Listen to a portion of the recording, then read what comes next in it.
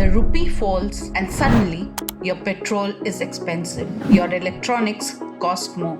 But IT companies, they just made more money. So how does one move? Do both. The rupee doesn't move alone, it moves with the world.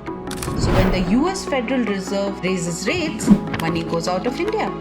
And when oil prices rise, India pays more dollars.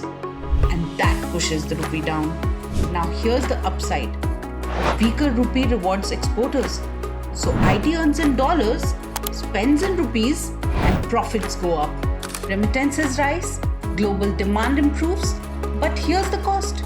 India imports most of its oil, so when the rupee falls, fuel prices rise. That feeds inflation, and your everyday life gets more expensive. Now the Reserve Bank of India has a problem. Raise rates, save the rupee, slow the economy. Or cut rates, boost growth, risk inflation. No perfect choice.